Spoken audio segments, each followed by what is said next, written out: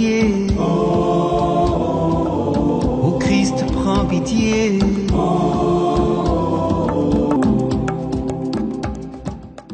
Chers amis téléspectateurs, bonjour.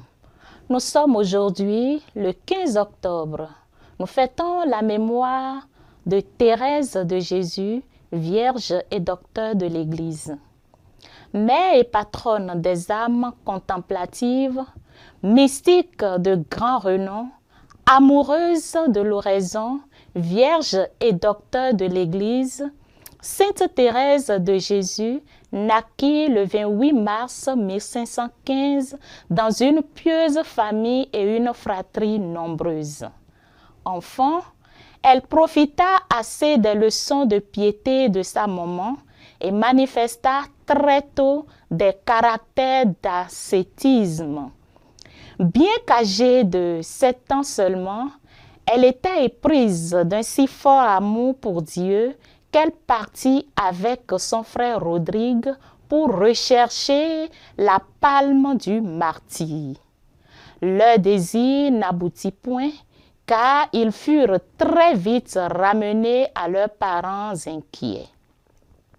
En réplique, les deux aventuriers se créèrent un ermitage dans le jardin de leur maison. Là, ils se soustrayaient au bruit du quotidien pour nourrir leur désir de Dieu à travers des lectures spirituelles. En 1528, à la mort de sa mère, Thérèse supplia la bienheureuse Vierge de prendre la place de celle-ci. Sans doute fut-elle exaucée. Elle ne tarda pas à avoir le désir du couvent qui la poussera à entrer chez les Carmélites à 18 ans.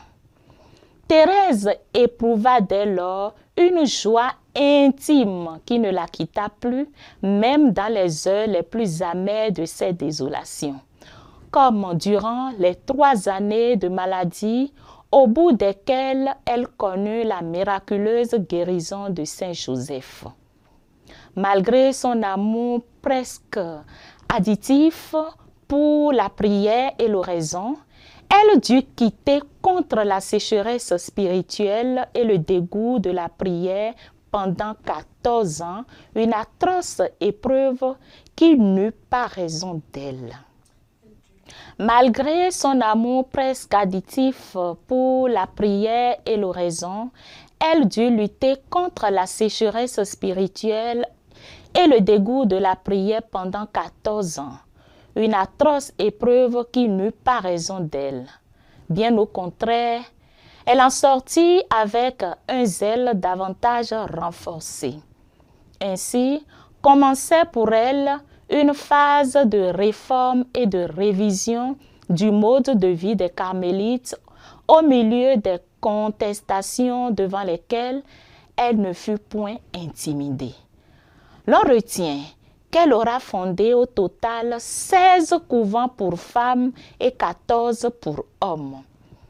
Le dernier chapitre de son existence se déroula au milieu des tribulations dans ces 2 familles naturelles et religieuses. Mais tant d'épreuves n'avaient altéré ni sa patience, ni son doux et serein enjouement, ni surtout son ascension vers les plus hautes cimes de la perfection. À ces peines se mêla la souffrance physique que les soins intensifs ne réussirent pas à atténuer. Sa maladie déboucha sur une paisible agonie dans laquelle elle entra le 4 octobre 1582. Elle put ainsi rencontrer l'époux céleste qu'elle avait aimé sur la terre, elle dont elle avait écrit ce qui suit. En présence de Jésus-Christ, si bon ami et si bon capitaine qui s'exposa le premier à la douleur, on peut tout souffrir. Il nous vient en aide et nous donne des forces. Jamais il ne nous fait défaut. C'est un véritable ami. Sainte Thérèse de Jésus, encore appelée Thérèse d'Avila, nous laisse un grand trésor spirituel à travers ses belles pensées. Nous pouvons retenir entre autres ce qui suit. Que rien ne te trouble, que rien ne t'effraie. Tout passe, Dieu ne change pas. La patience obtient tout. Celui qui possède Dieu ne manque de rien. Dieu seul suffit. Seigneur, toi que découvre Sainte Thérèse d'Avila dans les profondes oraisons, laisse-toi toucher par ceux qui te cherchent et fais qu'à travers l'intercession de celles dont nous faisons la mémoire, ils puissent jouir de la même grâce. Sainte Thérèse d'Avila, priez pour nous. À demain. Oh, tous les saints, priez pour nous. Oh, tous les saints, priez pour nous. Ô Seigneur, prends pitié. Ô Christ, prends pitié.